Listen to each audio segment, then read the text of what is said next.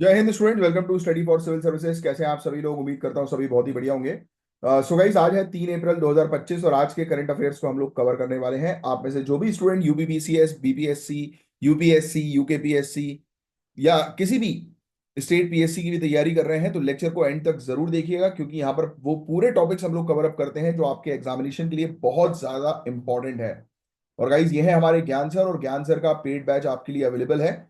अगर आप UPPCS, BPSC, UKPSC, RO, ARO, BEO, UP triple SC exam की तैयारी कर रहे हैं तो प्रीलिम्स और मेंस की प्रॉपर जीरो से लेकर सिलेक्शन तक की तैयारी करवाई जाती है यहाँ पर। और इवन हरियाणा, राजस्थान या छत्तीसगढ़ से बिलोंग करते हैं तो भी आपके लिए हमारे पास बैचेस अवेलेबल है। तो आपको कुछ नहीं करना है, इन दिए गए नंबर पर कांटेक्ट करना है और बैचेस को ज्वाइन कर लेना है, क्योंकि यहाँ पर जीरो से लेकर सिलेक्शन तक की प्रॉपर तैयारी होती है।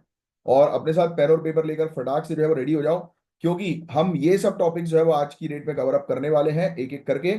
और ये पूरे टॉपिक्स जो है गाइज, इसके मैं आपको अलग से नोट्स भी लिखवाऊंगा, जो भी चीज इंपॉर्टेंट होगी काम की। और आगे बढ़ने से पहले, मेरा नाम है कमलाक्ष झा, मैं हूं आपका एजुकेटर।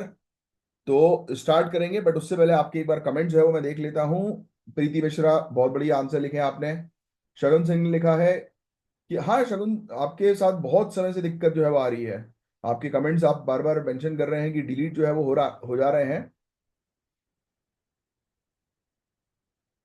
फिर भी डिलीट हो जा रहे हैं ना। यूट्यूब खोल के सर पता नहीं क्या हो रहा है, बार बार मेरे कमेंट्स बहुत बार विजिबल ही नहीं होते। जब तक हम यूट्यूब खोल के पढ़ते हैं तब तक वो विजिबल होता है। आज 2 अप्रैल। आप एक काम करो ना शगुन, एक एक बार ट्राई करना। जब जैसे ही पूरा लेक्चर आप फिनिश जो है वो कर लो ना, मेरे ख्याल से ड्यू टू सब नेटवर्क इशू आपके साथ ऐसा हो रहा होगा शायद। तो लेक्चर कंप्लीट करने के बाद आंसर्स लिखो, फिर एक एक करके आंसर जो है वो पोस्ट कर दो। ऐसा ट्राई करो एक बार। बहुत बढ़िया। अश्विनी शर्मा ने भी आंसर जो है वो लिखा है। इसी प्रकार से जो है वो आंसर लिखते रहो यार। आपने शायद पहली बार आंसर जो है वो दिया है, बहुत बढ़िया। ऐसे ही सभी लोग आंसर लिखो। श्रेया तिवारी, बहुत शानदार। आयुष गुप्ता, बहुत बढ़िया, आप बिल्कुल डिटेल में आंसर लिख रहे हैं। कुलदीप, आप भी आंसर लिखना शुरू करो।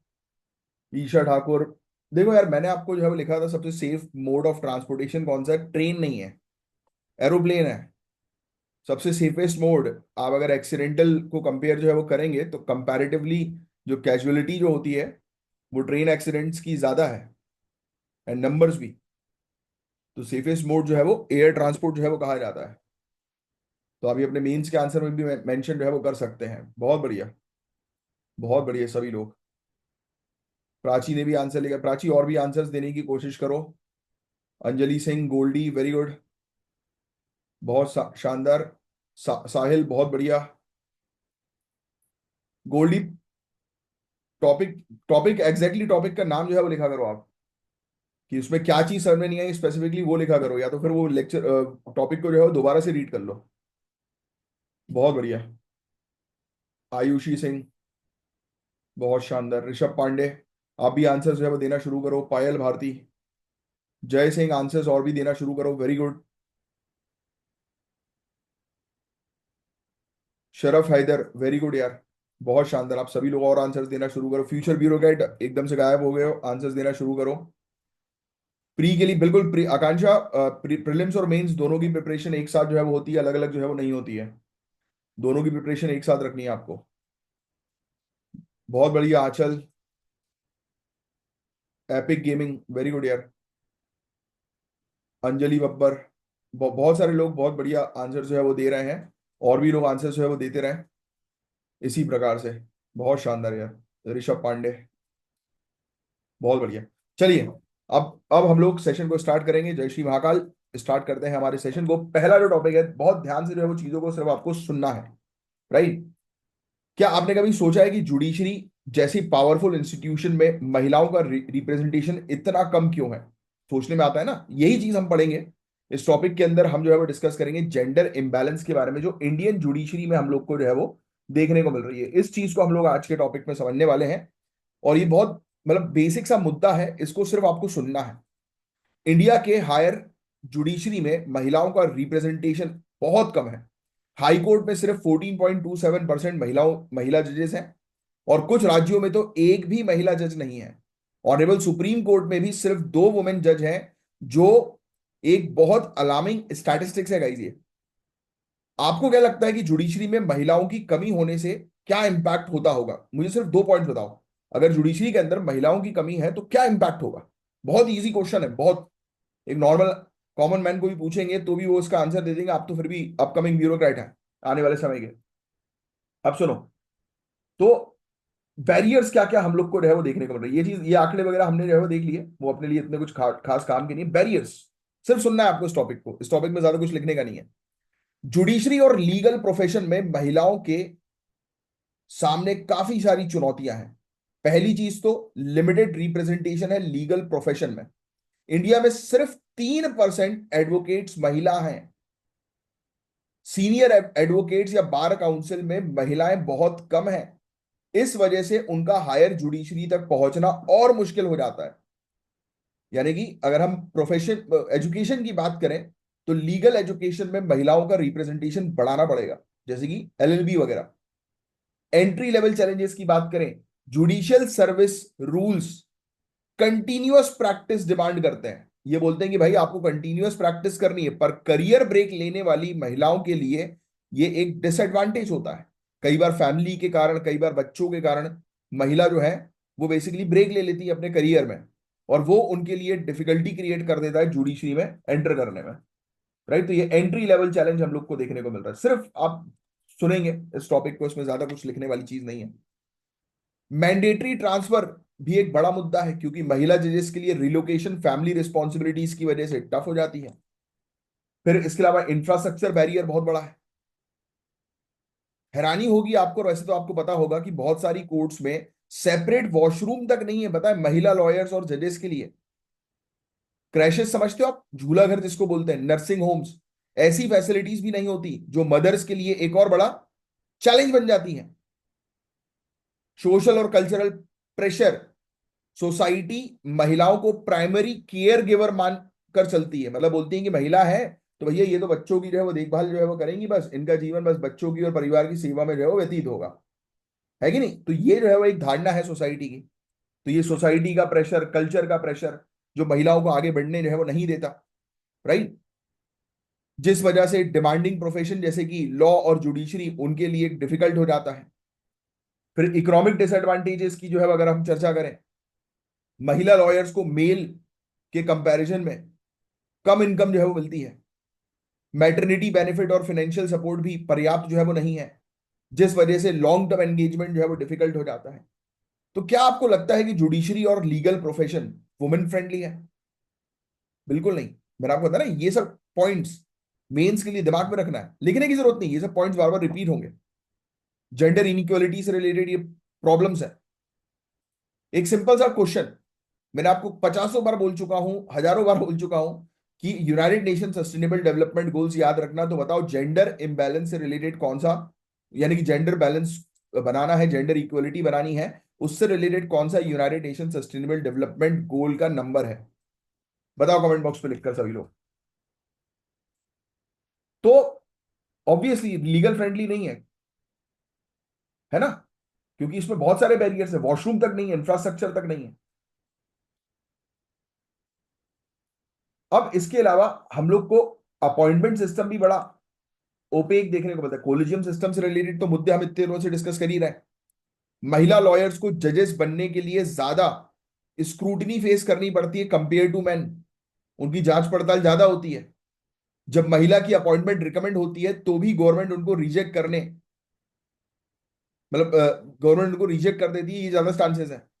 ऐसा क्यों हो रहा है? और पता है, बिकॉज ऑफ सोसाइटल चीज। मैं उसका सिंपल आपको एग्जांपल देता हूं। आपने भी कई बार ये चीज शायद फेस की होगी, या आपके दोस्तों ने ये चीज मजाक में ही बोली होगी, या किसी भी चीज में। अगर आपकी गाड़ी चल रही है और सामने अगर कोई महिला गाड़ी चला रही है तो ऐसा मस्ती मजाक में बोल दिया जाता है, या कई बार सीरियस भी बोल दिया जाता है कि थोड़ा बच के रहो भाई, महिला गाड़ी चला रही है, दूर चलो। इसका क्या मतलब हुआ भाई? वुमेन क्या बेकार ड्राइव करती हैं? भाई मेरी भी काफी सारी फ्रेंड्स हैं, इतनी बढ़िया गाड़ी चलाती हैं। कुछ कुछ तो फास्ट एंड फ्यूरियस, ऐसा लगता है कि उनको fast and the furious movie बना देनी चाहिए। है, तो है भाई, मतलब अच्छी अच्छी ड्राइवर्स भी होती हैं, ऐसा नहीं है। It is all about the skills. But एक धारणा बन गई है इस प्रकार की। महिलाओं की प्राइवेट स्पेयर यानी कि फैमिली रिस्पॉन्सिबिलिटीज को प्रोफेशनल दुनिया वैल्यू नहीं करती। भाई वो घर का भी पूरा काम कर रही हैं, फैमिली की अपब्रिंगिंग में उनका सबसे बड़ा, यानी कि बच्चों की स्पेशली अपब्रिंगिंग में उनका सबसे बड़ा रोल रहता है। जुडिशरी के रूल्स जेंडर न्यूट्रल नहीं है, जो महिलाओं को डिसएडवांटेज में जो है वो डाल देते हैं। These are the issues. तो रिप्रेजेंटेशन बहुत ज्यादा मैटर करता है जुडिशरी में। जो मैंने आपसे क्वेश्चन पूछा था उसके, मैंने आपको बोला था कि पॉइंट्स लिखिए। अगर मेल डोमिनेटेड जुडिशरी होगी ना, तो डोमेस्टिक वायलेंस, सेक्सुअल हरासमेंट और फैमिली लॉ केसेस में एक बायस आ सकता है। मेल जज जो है वो मेल के पॉइंट ऑफ व्यू से चीजें देखेंगे, फीमेल के पॉइंट ऑफ व्यू से चीजें नहीं देखेंगे। फीमेल क्या प्रॉब्लम फेस कर रही हैं, किस किस टाइप की प्रॉब्लम्स फेस कर रही हैं, सेंसिटिव चीजें जो हो सकता है कि मेल के लिए उतनी ना हो, फीमेल्स के लिए हो, है ना। चाहे वो ड्रेसिंग का मुद्दा ले लो आप, चाहे किसी भी चीज का मुद्दा ले लो, तो एक डिफरेंट ओपिनियन जरूरी है एक बैलेंस जजमेंट के लिए। तो डाइवर्स बेंच का फायदा ये होता है कि लीगल इंटरप्रिटेशन बैलेंस और इंक्लूसिव होता है। ये बहुत कॉमन चीज है। फिर पब्लिक कॉन्फिडेंस बढ़ता है। अगर जुडिशरी इंक्लूसिव होगी तो पब्लिक ट्रस्ट और लेजिटिमेसी बढ़ेगी, है कि नहीं। भाई लोगों का ट्रस्ट जो है वो बढ़ेगा। बताओ, महिला जुडिशरी रहेंगी। अब एक कोई महिला है जो किसी कोई विक्टिम है। अब फॉर एग्जाम्पल आप लोग तैयारी कर रहे हैं सिविल सर्विसेज की, मेरी काफी सारी स्टूडेंट्स हैं जो सिविल सर्विसेज की तैयारी कर रही हैं, मैं कमेंट्स में उनके इतने सारों के नाम जो है वो लेता हूं। जब आप अधिकारी बनोगे और जब आपके सामने कोई फीमेल विक्टिम आएगी, तो जब आप उनके केस को हैंडल करोगे तो जो विक्टिम है वो और ज्यादा रिलैक्स और ट्रस्टेड फील करेंगे और अपनी बातें खुल के बता सकेंगी। क्योंकि ऑब्वियस ही बात है कि हर चीज जो है वो एक फीमेल, हर चीज जो है वो मेल के साथ शेयर करने में हिचकिचा सकती है, बट वही सेम चीज फीमेल के साथ नहीं हिचकिचाती, है ना। गर्ल्स चैट जिसको हम लोग बोलते हैं, तो बस वही है। राइट। तो it is very important to build trust. तो अगर आज जुडिशरी में और ज्यादा महिला जजेस आएंगी तो कल के लीगल प्रोफेशनल्स के लिए एक स्ट्रॉन्ग एग्जाम्पल सेट होगा। तो डाइवर्स जुडिशरी को और फेयर और जस्ट बनाया जा सकता है। तो अब सोल्यूशन की जो है वो हम लोग जो है वो चर्चा करें कि क्या चीज जो है वो करनी चाहिए। तो कोलिजियम को ट्रांसपेरेंट और merit based selection system implement करना चाहिए। मैं आपको बता रहा हूं, पता है अभी जो आर्टिकल्स लगातार जो ये कोलिजियम के आ रहे हैं, 100% कोलिजियम से डायरेक्टली इनडायरेक्टली क्वेश्चन आएगा ही आएगा। तो कोलिजियम के टॉपिक, जुडिशरी के टॉपिक बहुत अच्छे से पढ़ के रखो अपने पॉलिटी में, बहुत अच्छे से। मेंस के लिए अभी से आंसर प्रिपेयर करो। लोग सबसे बड़ी गलती करते हैं, जैसे कि अभी मैंने आपको बताया था प्रीलिम्स और मेंस की preparation from the first day itself होती है। आज ही आप बैठकर अपने आंसर्स की प्रैक्टिस करोगे, क्योंकि जब आप मेंस के दिन आंसर लिखोगे ना, तो आपके पास आंसर सोचने का भी टाइम नहीं होगा।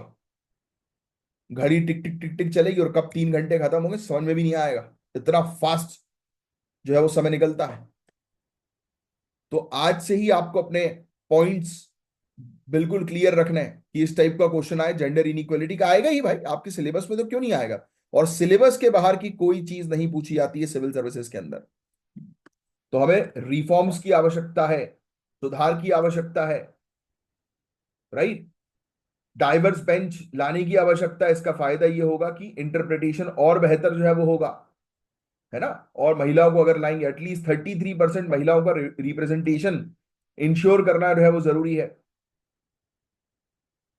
सेल्फ नॉमिनेशन या स्ट्रक्चर्ड एप्लीकेशन सिस्टम इंट्रोड्यूस करनी चाहिए।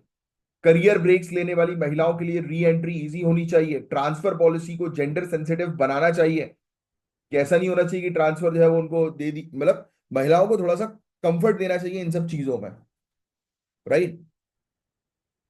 फिर आप बोलोगे सर फिर जेंडर इक्वलिटी कैसे हुई? Yes, that is again a big issue. तो फिर ये तो जेंडर इक्वलिटी हुई नहीं, आप तो जो है वो फेवर कर रहे हो वुमेन को। नहीं, दिस इज कॉल्ड इक्विटी। यही तो गलती है आज की डेट में। जो कहानी होती है ना, जो है वो कहा जा रहा है कि महिलाओं को जो है वो इतने अधिकार दे दिए गए, जो आम आम आदमी जो चीज कहता है। मैं आपको अब डिफरेंस बताता हूँ आपकी सोच में और आम आदमियों की सोच में। आपकी सोच आम आदमी से हमेशा अलग रहेगी। क्यों? क्योंकि आप पढ़ रहे हो, आप चीजों को समझ रहे हो, आप कानून जान रहे हो। आम आदमी को सुना होगा आपने बोलते हुए कि महिलाओं को तो यार इतने अधिकार दे दिए हैं हद से ज्यादा कि क्या ही बताए हैं। जो ये आप रील्स देखते हो, ये रोडीज की रील आती है कि यार सब मेल फीमेल बिल्कुल एक इक्वल, ये वो। बेटा फीमेल्स के साथ अत्याचार सदियों से हुआ है, अभी भी चीजें ऊपर आ नहीं पाई है। और हमारी कंट्री के अंदर राइट टू इक्वलिटी, समानता का अधिकार एब्सोल्यूट नहीं है। पढ़ा है ना आपने? तो आपकी सोच अलग है। आप इक्विटी की बात करते हो, ना कि इक्वलिटी की। कि अभी वो समय नहीं आया है कि इक्वलिटी दे, अभी हमें आइडेंटिफाई करना है। फॉर एग्जाम्पल रिजर्वेशन की अगर हम बात करें, तो क्यों क्यों आज की डेट में रिजर्वेशन को फेज आउट करने की जरूरत है? The reason being is that कि जिनको एक्चुअल में जरूरत है उनको नहीं मिल पा रहा। एग्जाम्पल मैं आपको जो है वो ले लेता हूं, राइट? जैसे कि फॉर एग्जाम्पल जिस कम्युनिटी को रिजर्वेशन प्रोवाइड जो है वो किया जा रहा है, फॉर एग्जाम्पल एक्स कम्युनिटी, है ना?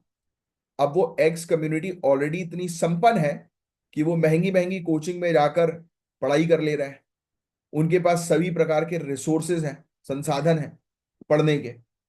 हाँ, सेम उसी एक्स कम्युनिटी के वो लोग जो पिछड़े हैं अभी भी, जिनके पास संसाधन नहीं है, रिसोर्सेज नहीं है। तो आप बताओ, खुद सोचो कि किसको रिजर्वेशन का बेनिफिट मिलना चाहिए, उसको जिसके पास पूरे संसाधन है, या उसको जिसको वाकई में जरूरत है? Same case with women. आज भी काफी सारी फैमिलीज के अंदर फीमेल की रिस्पेक्ट नहीं होती है। आज भी काफी सारी फैमिली के अंदर फीमेल जो है वो साथ में बैठ के खाना नहीं खाती है। बट देखो, वो एक पर्सनल भी रहता है। अब जैसे मैं अपने घर के केस की बात करूं, तो मेरी मम्मी है वो सबसे लास्ट में खाती हैं।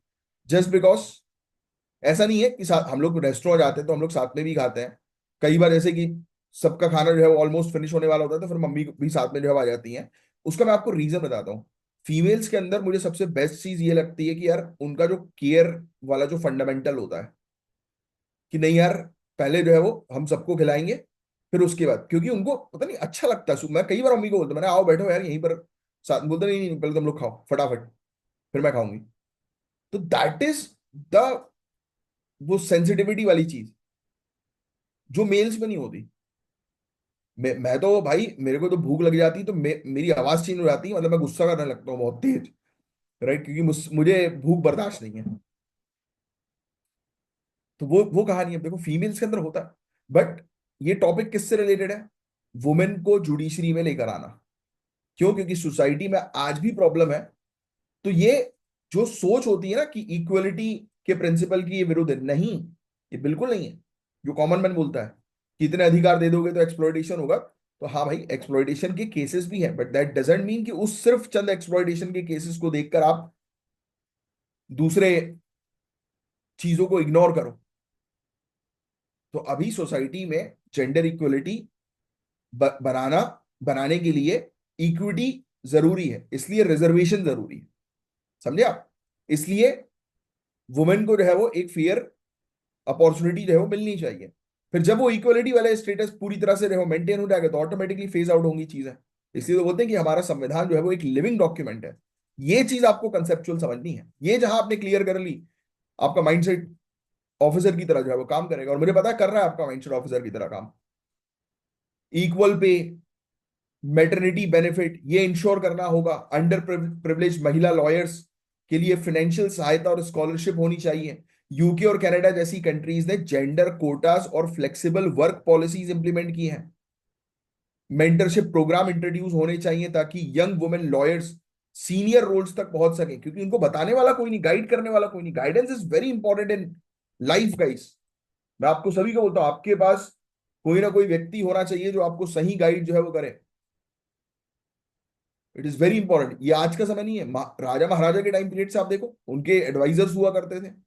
हमारे आज की डेट में देखो, प्राइम मिनिस्टर के एडवाइजर्स होते हैं। कोई भी नई कमेटी बनती, जब कल को आप सर्विस में रहो जाओगे, तो आपको असिस्ट करने के लिए एक अलग टीम जो है वो दी जाएगी एक्सपर्ट्स की, जो आपको हेल्प करेगी वेरियस चीजों में। तो इट इज वेरी इंपॉर्टेंट कि मेंटरशिप प्रोग्राम होने चाहिए। तो हमने सीखा आज कि जुडिशरी में महिलाओं का रिप्रेजेंटेशन अब भी बहुत कम है, और कौन से बैरियर्स उनको हायर जुडिशरी तक पहुंचाने से रोकते हैं। तो अगर ये बैरियर्स रिमूव हो जाए तो जुडिशरी और बेहतर जो है वो बन सकेगी। तो होपफुली ये टॉपिक अच्छे से क्लियर हुआ होगा सभी के, है ना? अब नेक्स्ट टॉपिक है सीबीआई का, बड़ा इंटरेस्टिंग टॉपिक है। मुझे कमेंट बॉक्स पे लिखकर बता सकते हो कि सीबीआई कौन से कानून के तहत जो है वो स्टैब्लिश हुई है? CBI, central bureau of investigation, very important topic आपके इंडियन पॉलिटी के अंदर, एक अलग से चैप्टर है इसका। तो हम सीबीआई की बात करेंगे और कैसे उसको और मजबूत बनाने की जरूरत है उस पर बात करेंगे। अक्सर सीबीआई को आपने सुना होगा, बोला जाता है कि ये सेंटर का पपेट है, सेंटर का तोता है। सेंटर के सामने सीबीआई डम एंड डेफ हो जाती है। क्यों बोलते हैं? क्योंकि सीबीआई की लगाम जो है वो सेंटर के हाथ में है। तो सेंटर जैसा बोलती है वैसा सीबीआई करती है, कई सारे केसेस में देखने को मिला। और बड़े बड़े आर्टिकल्स द हिंदू वगैरह के जब आप पढ़ते हो तो उसमें ये सब टर्म्स होते हैं। पपेट, सेंटर की पपेट है, तो इसको मजबूत बनाना है। तो एक पार्लियामेंट्री स्टैंडिंग कमेटी ने रिकमेंड किया है कि एक नए कानून को लागू करो जिससे सीबीआई बिना स्टेट गवर्नमेंट की इजाजत के कुछ स्पेसिफिक केसेस जैसे नेशनल सिक्योरिटी और इंटीग्रिटी के मैटर्स को इन्वेस्टिगेट कर सके। अब सवाल उठा है कि ये रिकमेंडेशन क्यों दी गई और इसमें क्या चैलेंजेस हैं, तो आओ इसको डिटेल में समझेंगे। तो न्यूज है वो आपको जो है वो समझ में आई गई कि एक कमेटी जो है वो आ गई है जो बोल रही है कि सीबीआई के लिए एक अलग से कानून जो है वो स्टैब्लिश करो। उससे पहले ये सीबीआई की जो है वो बेसिक जानकारी हम लोग को जो है वो देखने को मिल रही है, इसके बारे में भी हम जो है वो चर्चा करेंगे। चर्चा करेंगे क्या, ये लिखने की जरूरत नहीं क्योंकि आप पॉलिटी के अंदर ही ऑलरेडी जो है वो लिखोगे, सुन लो पहले चलो। तो CBI, Delhi special police establishment act, very important. Delhi special police establishment act 1946 year के साथ याद होना चाहिए। इसके तहत इसको ऑपरेट करना होता है सीबीआई को। तो सीबीआई इस कानून के तहत ऑपरेट होती है जिसमें राज्य सरकार की सहमति कंपलसरी होती है। फॉर एग्जाम्पल, अगर सीबीआई को किसी स्टेट के अंदर इन्वेस्टिगेट करनी है तो जब तक स्टेट गवर्नमेंट सीबीआई को अलाउ नहीं करेगी तब तक सीबीआई वहां पर जाकर इन्वेस्टिगेट नहीं कर सकती। क्यों? इसके पीछे क्या रीजन है? कौन बताएगा मुझे इसका सटीक आंसर कमेंट बॉक्स पे अभी के अभी। क्या है इसके पीछे सटीक रीजन? इसके पीछे रीजन है, मैं आपको एक हिंट देता हूं, state list, concurrent list, union list. अब आई थिंक 7 शेड्यूल को रेफर करोगे तो आपको पता लग जाएगा कि मैं ये क्यों बोल रहा हूं। क्योंकि स्टेट के अंदर इन्वेस्टिगेशन कौन करती है? पुलिस। और police is a state subject.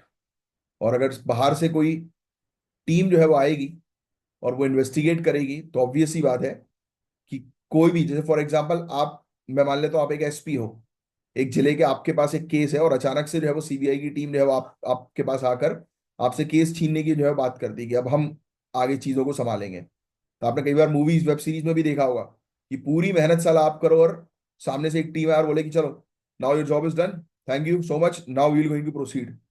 आपका दिमाग खराब नहीं होगा? ऑब्वियसली।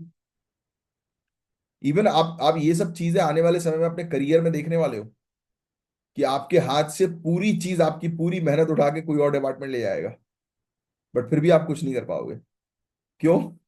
क्योंकि आपकी ड्यूटी है भाई, जो चीज करनी थी वो कर ली, बट अब मिठाई कोई और खाएगा। होगा कई बार ऐसा आपका इनिशियल स्टेज में, फिर जब आप खुद पावरफुल बन जाओगे, आने हायर पोस्टिंग में जाओगे, तो फिर आप ये करोगे। यही सिस्टम है भाई, क्या करें। मैं तो खुद रोने गाने सुनता रहता हूँ कुछ ऑफिशियल्स के अपने साथ। चलिए, तो सीबीआई को मैंने आपको बता दिया, ये Delhi special police establishment act 1946 के तहत ऑपरेट करना होता है जिसमें स्टेट गवर्नमेंट की सहमति की या फिर कंसेंट की आवश्यकता होती है। ये कंसेंट गाइस दो तरीकों से दी जाती है, वेरी इंपॉर्टेंट, लिखने की जरूरत नहीं है, पढ़ाया जाएगा आपको पॉलिटी में। हमारे से जुड़े हो तो हमारे यहाँ पे पढ़ाया जाएगा, कहीं और से पढ़ रहे हो तो वहां पे पढ़ाया जाएगा, क्योंकि ये इंपॉर्टेंट टॉपिक है। अगर नहीं पढ़ाया जा रहा है तो फोर्स करो पढ़वाने के लिए। तो देखो, दो प्रकार से कंसेंट दी जाती है, एक है जनरल कंसेंट, दूसरी है case specific consent.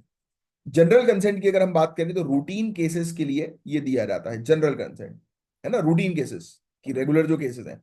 But case specific consent यानी कि हर केस के लिए अलग से अप्रूवल लेना पड़ता है। तो मतलब कि फॉर एग्जांपल किसी स्टेट ने अगर जनरल कंसेंट दे दिया, दैट मीन्स कि सीबीआई को बार बार परमिशन की आवश्यकता नहीं होगी, सीबीआई आकर वहां पर इन्वेस्टिगेट कर सकती है। बट केस स्पेसिफिक कंसेंट है तो ऑब्वियस ही बात है कि सीबीआई को बोलना पड़ेगा कि इस केस को इन्वेस्टिगेट करने की हमें पावर दो, है ना। तो आपको लगता है कि बिना स्टेट के कंसेंट के सीबीआई का काम आसान हो जाएगा या मिसयूज बढ़ सकता है? कौन बताएगा? अब सुनो, आगे की जो है वो चर्चा करें हम लोग। चैलेंजेस तो है ही हैं। तो ये जनरल कंसेंट मैंने आपको जो है बता दिया, और एक केस स्पेसिफिक कंसेंट भी मैंने आपको जो है वो दे दिया। एक पॉइंट जो है वो ये है कि आज के टाइम में 8 स्टेट्स, 8 राज्यों ने अपना जनरल कंसेंट वापस ले लिया है, जिससे करप्शन और ऑर्गेनाइज क्राइम के केसेस इन्वेस्टिगेट करना मुश्किल हो रहा है सीबीआई को। स्टेट्स का कहना है कि सीबीआई का मिसयूज हो रहा है, और ये फेडरलिज्म के अगेंस्ट है, संघवाद के अगेंस्ट है। On the other hand, central government का कहना है कि स्टेट कंसेंट की जरूरत करप्शन केसेस में डिले और इनएफिशिएंसी क्रिएट करती है। कि अब स्टेट सेंट्रल गवर्नमेंट बोल रही है कि भाई हमें पता है कि तुम्हारे यहाँ पर, तुम्हारी टेरिटरी में, स्टेट के अंदर करप्शन हो रहा है और हम टीम भेज रहे थे, तुम उसको अलाउ नहीं कर रहे। दैट मीन्स कि आप करप्शन और इस प्रकार के जो बड़े मुद्दे होते हैं तो उसको आप डिले करवा रहे हो। वहीं स्टेट गवर्नमेंट बोलती है कि अननेसेसरली हमारे ऑपरेशंस में हस्तक्षेप देती है सेंट्रल गवर्नमेंट सीबीआई के थ्रू। तो ये एक बेसिकली बैटल चलती है सेंट्रल गवर्नमेंट और स्टेट गवर्नमेंट में सीबीआई को लेकर। तो क्या एक इंडिपेंडेंट सीबीआई करप्शन से फाइट करने में मदद करेगी या पॉलिटिकल टूल बन सकती है? दोनों ही है भाई, यू नेवर नो। ये पॉलिटिकल टूल के तौर पर भी बन सकती है। चलो, तो अब सुधार जो है वो क्या करें हम लोग, किस तरीके से? तो पहला पॉइंट तो यही रिकमेंडेशन दिया पार्लियामेंट्री कमेटी ने कि सेपरेट कानून बनाओ सीबीआई के लिए। एक नया कानून लागू करने की जरूरत है जो बेसिकली सीबीआई को नेशनल सिक्योरिटी और इंटीग्रिटी से जुड़े केसेस बिना स्टेट की कंसेंट के इन्वेस्टिगेट करने की अथॉरिटी दे। लेकिन इसके साथ साथ कुछ सेफगार्ड्स भी होने चाहिए जो पॉलिटिकल इंटरफेरेंस को रोक सके। फिर independent recruitment framework, CBI recruitment के लिए एक डेडिकेटेड प्रोसेस होनी चाहिए जो यूपीएससी या एसएससी के थ्रू हो। अभी तक CBI officers state police force से डेप्यूटेशन पे आते हैं, जिससे स्टेबिलिटी नहीं रहती। नेक्स्ट, अब ये यार, ये लेटरल एंट्री को का नाम सुनते हुए मेरे ख्याल से आप लोग को भी गुस्सा आया होगा, मुझे भी आता है कि अब आप सोचो कि आप इतनी मेहनत करके एग्जाम क्वालिफाई कर रहे हो, सर्विस के अंदर जो है वो बेस्ट टू बेस्ट जो है वो एफर्ट्स जो है वो डाल रहे हो, और जब आप जो है वो बिल्कुल टॉप मोस्ट पोजीशन पर पहुंचते हो, एक आईएएस की, कैबिनेट सेक्रेटरी, चीफ सेक्रेटरी, ऐसी पोजीशन पर जाते हो, और आप देखते हो कि एक व्यक्ति जो है वो किसी कंपनी का या किसी कोई एक्सपर्ट है, वो आपके पैरेलल में आकर सेम पोजीशन पर बैठ गया, तो ये दिक्कत है। दूसरी चीज, आप सोचते हो कि आपको ऑर्डर देने वाला वही व्यक्ति हो जो इस पूरे स्ट्रगल से होकर ऊपर गया हो, है ना। बट होता यह है कि आपको फिर वो लोग ऑर्डर देने लगते हैं जो लेटरल एंट्री के थ्रू आए, तो और दिमाग खराब होता है। तो यस, ब्यूरोक्रेसी लेटरल एंट्री से बहुत चिढ़ती है। बट हालांकि इन्होंने रिकमेंडेशन दिया, cyber crime, forensic, financial fraud, legal fields के स्पेशलिस्ट को डायरेक्ट रिक्रूट करना चाहिए। इन हाउस एक्सपर्टीज डेवलप करनी चाहिए। मैं इससे सहमत हूं, इन हाउस एक्सपर्टीज। आप अपने ही स्टाफ को जो है वो ट्रेन करो ना भाई। आपके ही स्टाफ जो है वो ट्रेन अगर होंगे तो उनके बीच में जो है वो आउटसाइडर्स को लेकर किसी प्रकार की प्रॉब्लम नहीं होगी, क्योंकि आउटसाइडर्स को लेकर प्रॉब्लम होती है तो फिर केस सॉल्व नहीं होगा, बल्कि उल्टा और बिगड़ेगा। फिर सीबीआई को बेटर टेक्नोलॉजी टूल प्रोवाइड करने चाहिए जो उभरते हुए क्राइम जैसे कि साइबर क्राइम और करप्शन को इफेक्टिवली टैकल कर सके। तो ये सब इन्होंने कुछ बेसिकली रिकमेंडेशन जो है वो दिए हैं। अब कुछ चिंताएं भी हैं भाई, और बहुत बड़ी चिंता है, छोटी मोटी चिंता जो है वो नहीं है। राइट, तो इस पर जो है वो हम जो है वो चर्चा करेंगे। और एक बैंक से कॉल आ गया था। हाँ, तो कुछ लोगों का कहना है कि स्टेट कंसेंट हटाना फेडरलिज्म के खिलाफ होगा। बिल्कुल सही है ये बात भी। स्टेट गवर्नमेंट का कहना है कि सीबीआई का मिसयूज पॉलिटिकल वेंडेटा के लिए हो सकता है। ऑब्वियसली पॉलिटिकल इंटरफेरेंस जो है वो होगा। ये चिंता वाली बात हम लोग को जो है वो देखने को मिल रही है कि मतलब लोग जो है वो अपनी धौस जो है वो, यानी कि सेंटर जो है वो स्टेट के ऊपर जो है वो सीबीआई के थ्रू जता सकती है, या फिर उन लोगों को अननेसेसरली हरास कर सकती है जो सेंट्रल गवर्नमेंट के खिलाफ जा रहे हो या किसी पर्टिकुलर स्पेसिफिक पॉलिटिकल लीडर के खिलाफ जा रहे हो, है ना। ये भी देखा गया है पहले। एक्सपर्ट्स का कहना है कि बैलेंस मेंटेन होना चाहिए ताकि सीबीआई इंडिपेंडेंट भी हो और अकाउंटेबल भी। तो गवर्नमेंट का कहना है कि स्टेट कंसेंट की कंडीशन करप्शन और ऑर्गेनाइज क्राइम जैसे इशू से लड़ने में रुकावट है। समझ रहे हो? हाँ, ये बात भी है भाई। देखो, क्या होना चाहिए मेरे हिसाब से, मुझे जो पर्सनली लगता है कि सीबीआई ऑब्वियस ही बात है कि एक पर्टिकुलर बॉडी है, बट उसको पॉलिटिकल इंटरफेरेंस से हटाकर इंडिपेंडेंट अथॉरिटी दी जाए, तब वो एक बेहतर तरीके से ऑपरेट कर पाएगी। राइट। और उसको चेक एंड बैलेंस जो है वो करने के लिए जुडिशरी तो ऑलरेडी है ही। यस, कि कोई मिसयूज अगर होता है तो जुडिशरी के पास जो है वो चीज जाए। बट पॉलिटिकल इंटरफेरेंस से उसको हटाना जरूरी, क्योंकि पॉलिटिकल इंटरफेरेंस वाली जितनी भी बॉडीज है ना, आप देखिएगा कि उनके बीच में क्लैशेस होता ही होता है। तो ये था एक ओवरऑल टॉपिक, बस कुछ नहीं करना, बैलेंसिंग, बैलेंस जो है वो मेंटेन करो फेडरलिज्म और इफेक्टिव इन्वेस्टिगेशन में, जो मैंने भी आपको बताया। ऑटोनॉमी देखो लिखा भी हुआ है, सीबीआई की ऑटोनॉमी और कैपेसिटी को जो है वो मजबूत करो, जिससे पॉलिटिकल इंटरफेरेंस से दूर रहे वो। ट्रांसपेरेंसी बढ़ाओ सिलेक्शन और इन्वेस्टिगेशन प्रोसीजर में, तो ये पब्लिक का ट्रस्ट जो है वो बढ़ाएगी।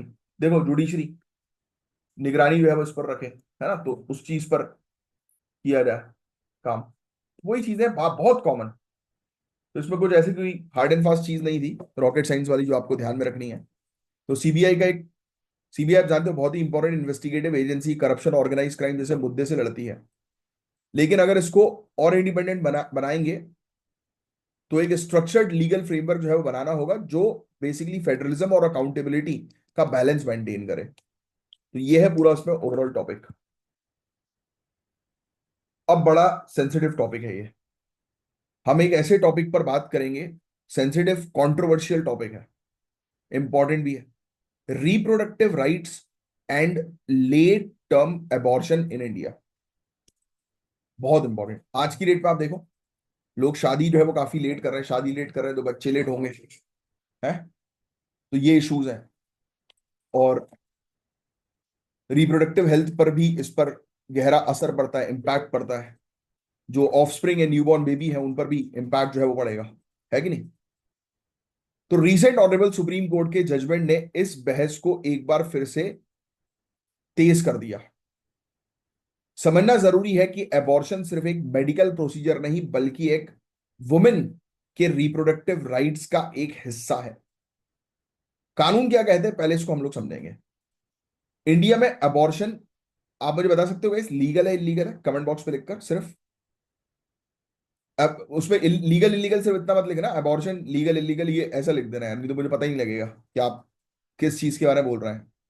क्योंकि मैं पूरे दिन भर में और भी बहुत सारी चीजें जो है वो करता रहता हूँ, तो मैं भूल जाता हूँ कि मैंने क्या चीज आपसे पूछी थी। थोड़ा सा मुझे सपोर्ट किया अगर उसमें क्वेश्चन, हल्का सा क्वेश्चन की एक झलक, जिससे मुझे आइडिया लग जाए कि आप क्या लिख रहे हो।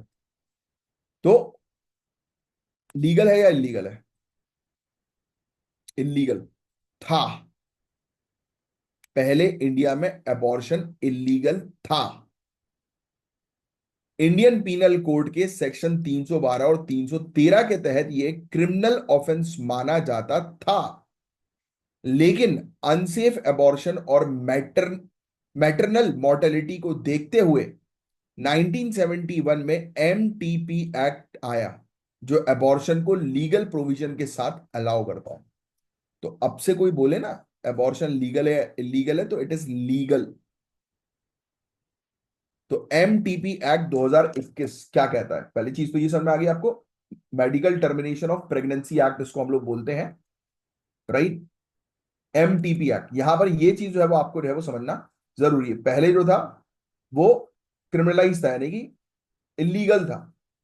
फिर बाद में जाकर चिंता आई कि भाई लोग अनसेफ अबॉर्शन जो है वो कर रहे हैं, मैटरनल मॉर्टेलिटी इससे बढ़ गई है। फिर गवर्नमेंट की कमेटी जो है वो बनी, जिसने बोला कि नहीं भाई, medical termination termination of pregnancy act लाओ। अब इस कानून के अंदर क्या क्या चीज है, आओ उसको समझते हैं।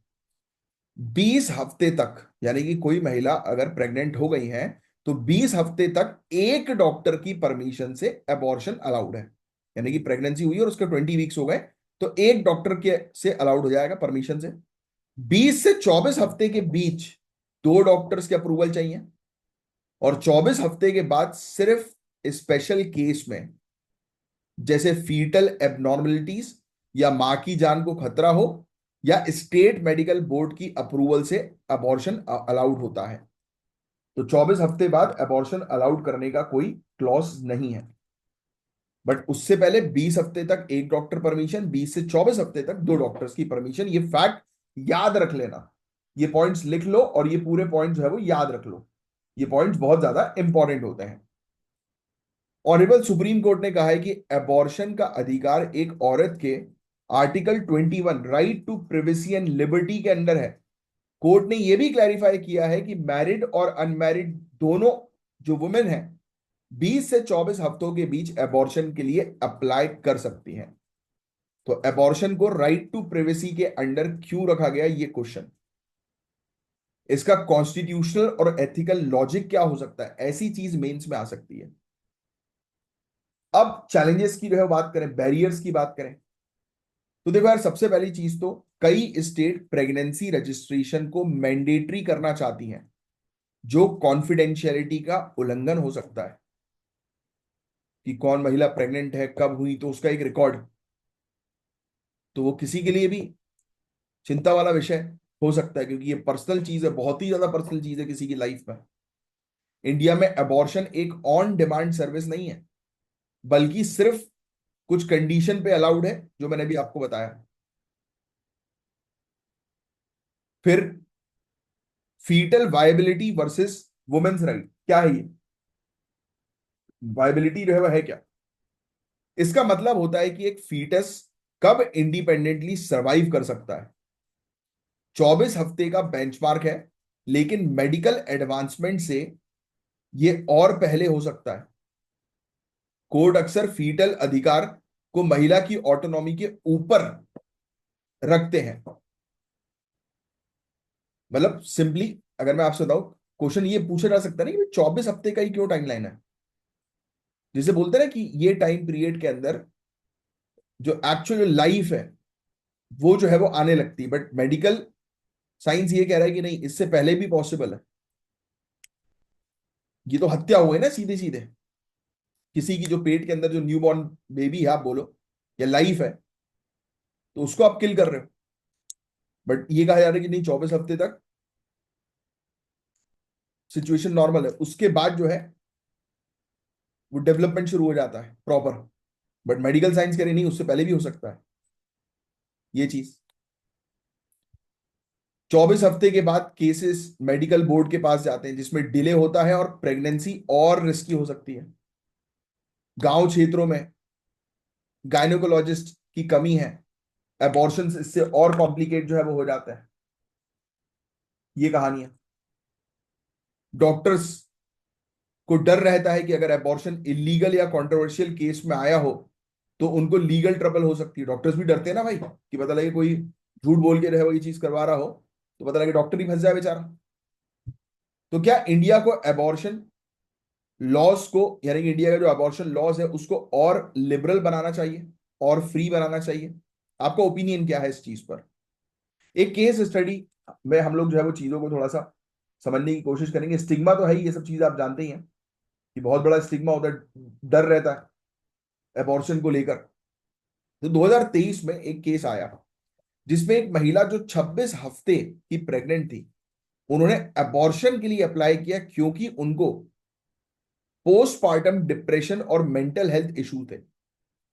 यानी कि उनको इस प्रेगनेंसी के दौरान मेंटल हेल्थ इशू होने लगे थे। पहले मेडिकल बोर्ड ने अलाउ किया, लेकिन बाद में फीटल हार्ट बीट स्टॉप करने पे ऑब्जेक्शन आया और कोर्ट ने प्रेगनेंसी कंटिन्यू करने का ऑर्डर दिया।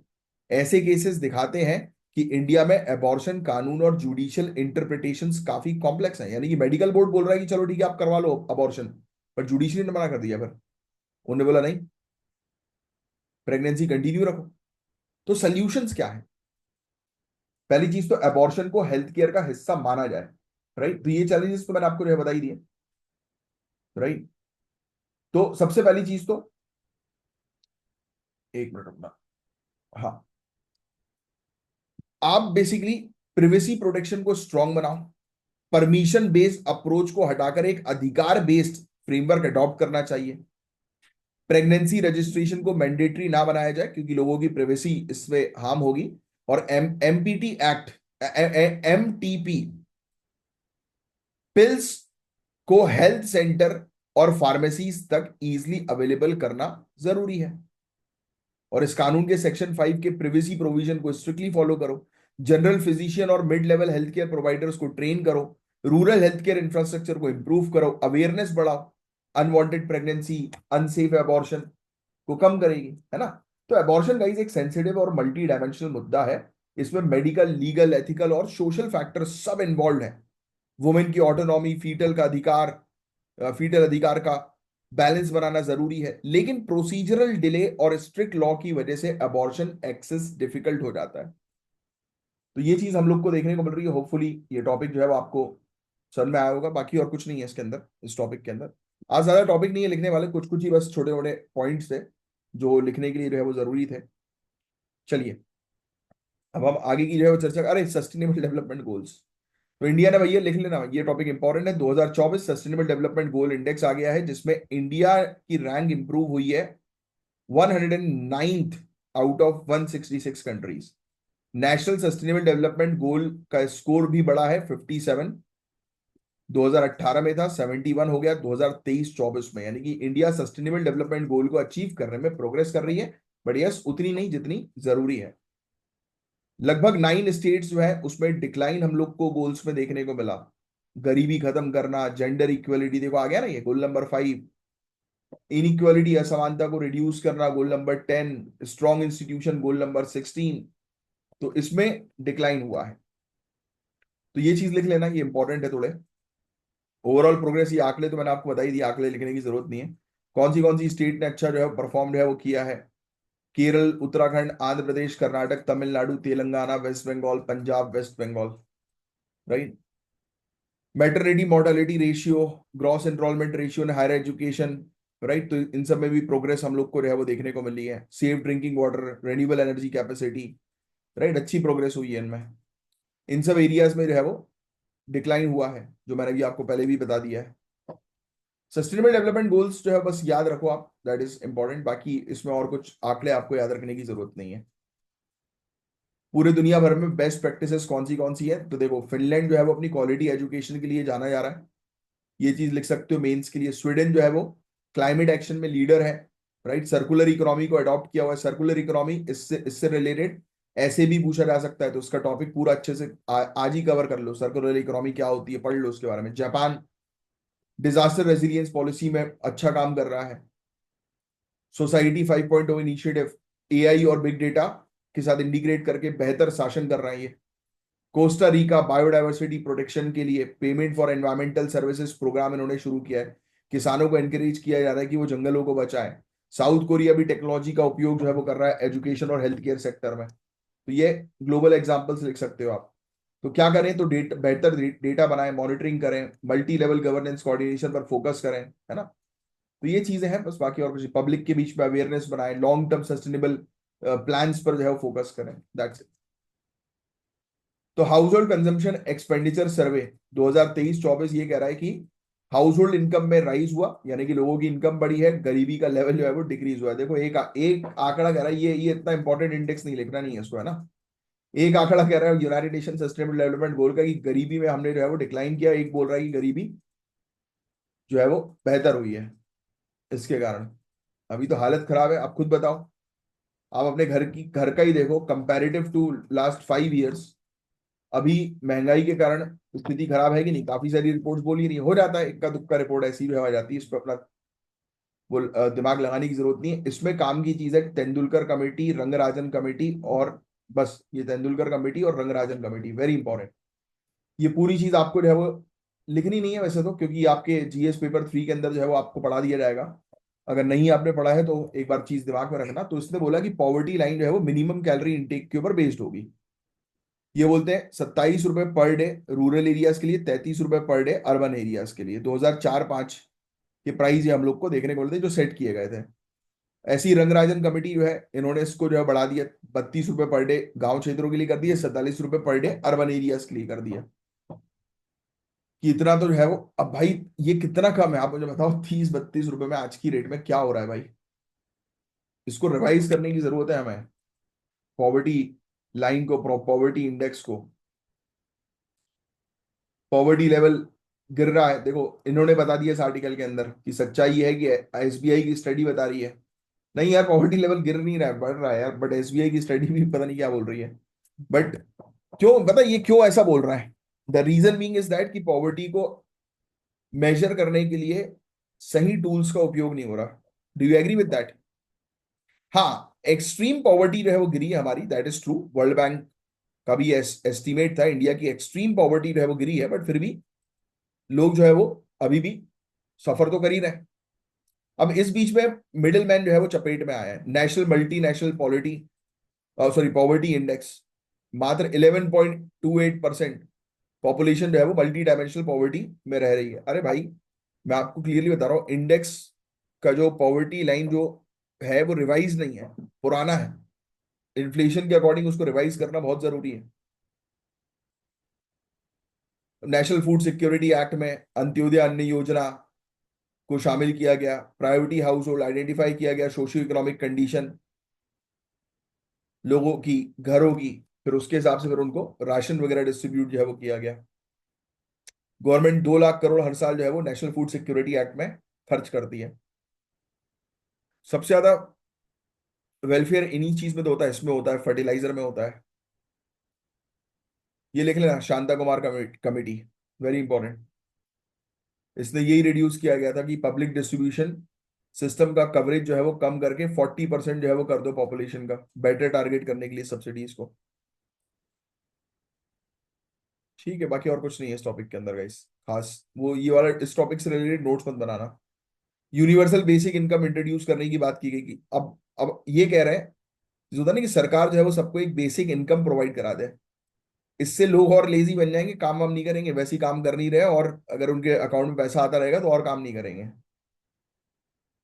अब ये टॉपिक काफी इंपॉर्टेंट है। इंडिया का atomic sorry international atomic energy agency ने इंडिया की एंट्री सपोर्ट करी है न्यूक्लियर सप्लायर ग्रुप में, जो कि एक इंपॉर्टेंट बॉडी है जिसमें 4 major multilateral export control regime हम लोग को देखने को मिलता है। तो आईएईए डायरेक्टर जनरल ने रिसेंटली हाईलाइट किया कि चिंता है न्यूक्लियर सिक्योरिटी को लेकर। लोग न्यूक्लियर वेपन्स जो है वो और एडवांस जो है वो करेंगे, इसको लेकर चिंता है। नॉन प्रोलिफरेशन रिजीम जो है वो इरोड हो रही है। मतलब लोग पहले कहा जाता था कि जिनके पास वेपन्स है वो अपने वेपन्स को जो है वो धीरे धीरे करके फेज आउट करें, बट ये अब हो नहीं रहा है, उल्टा हो रहा है।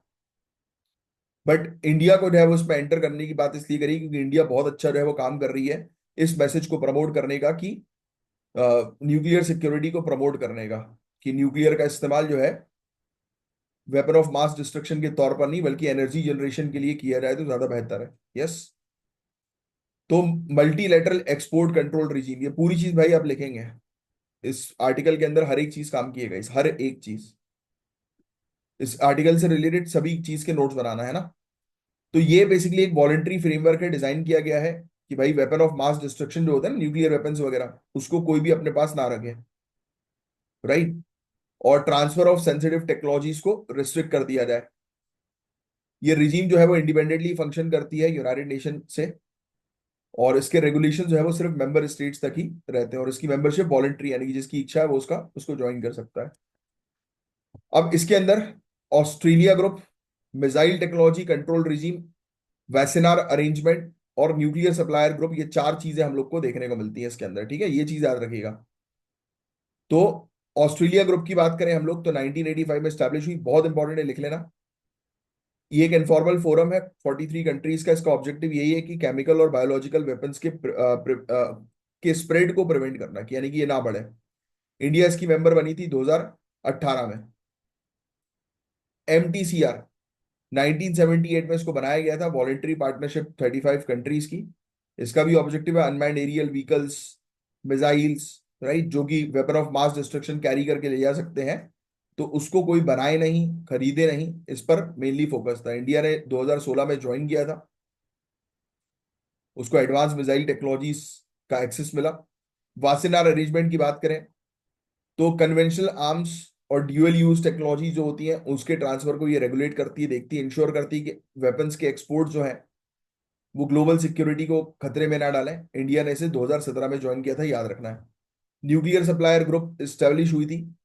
इंडिया ने 1974 में न्यूक्लियर टेस्ट कंडक्ट किया था, जिससे कि न्यूक्लियर रिलेटेड मटेरियल्स और टेक्नोलॉजीज के एक्सपोर्ट को कंट्रोल किया जा सके।